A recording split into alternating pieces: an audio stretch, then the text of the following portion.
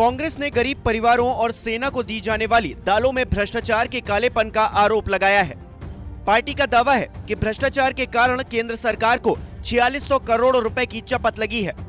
कांग्रेस प्रवक्ता अभिषेक मनु सिंघवी के मुताबिक दाल के खेल में बड़ा भ्रष्टाचार हुआ है। बीजेपी सरकार ने 2018 में दालों की दलाई के लिए पुरानी टेंडर प्रक्रिया को बदलते हुए नई टेंडर प्रक्रिया जारी की, जिसकी वजह से ये घोटाला हुआ। हालांकि सरकार ने इसे मनगढ़ंत बताते हुए कहा कि टेंडर प्रक्रिया में कोई गड़बड़ी नहीं हुई है।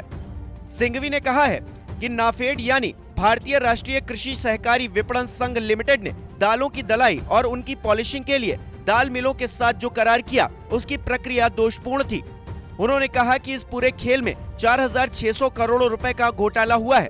सिंघवी ने कहा है कि पुरानी प्रक्रिया में नाफेड साबुत दलहन को खरीदकर दाल मिलों से उसकी दलाई, पॉलिशिंग और ढुलाई की प्रक्रिया पूरी करता था।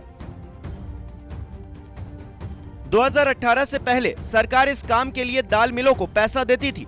इस काम के लिए सबसे कम पैसे की बोली लगाने वालों को ठेका दिया जाता था। नीलामी की इस प्रक्रिया को फ्लोवर रेट या लोअर रेट प्रोसेस के नाम से भी जाना जाता था।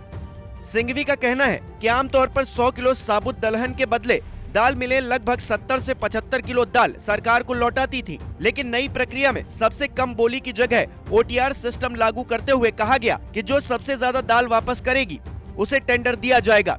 इस सिस्टम में खामी ये है कि इसमें कोई लोअर लिमिट नहीं रखी गई है, यानी सरकार ने ये बंदिश नहीं लगाई कि न्यूनतम इतने किलो से कम बोली नहीं लगाई जा सकती। सिंघवी के मुताबिक सारा खेल इसी में है। कांग्रेस नेता ने कहा है कि नई प्रक्रिया के बाद छोटी दाल मिलों के लिए टेंडर प्रक्रिया में भाग लेने की गुंजाइश ही नहीं बची है। केवल बड़ी कंपनियां ही इसमें बोली लगा सकती हैं और बड़ी कंपनियां आपस में मिलकर कम से कम दाल लौटाने की मात्रा तय करती हैं और बाकी बचा हुआ माल खुले बाजार में बेचकर मोटा मुनाफा कमा रही हैं। कांग्रेस ने आरोप लगाया है कि कैग और NPC ने इस प्रक्रिया की खामियों को उजागर करते हुए अपनी चिंताएं सामने रखी थी। काउंसिल ने इस प्रक्रिया को बंद करने और इसमें कुछ बदलाव का सुझाव दिया था, लेकिन नाफेड ने उसे अनदेखा करते हुए अपनी उसी प्रक्रिया के तहत नीलामी जारी रखी। हालांकि इन आरोपों के बारे में सरकार का कुछ और ही कहना है। ग्रामीण मंत्रालय के अधिकारियों के मुताबिक CAG की ऐसी कोई रिपोर्ट है ही नहीं। वहीं टेंडरिंग का कोई नया या पुराना सिस्टम नहीं है।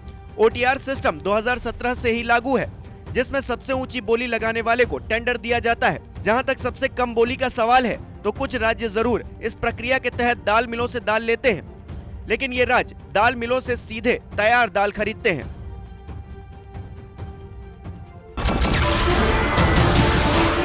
नमस्कार, मैं हूं मानक गुप्ता।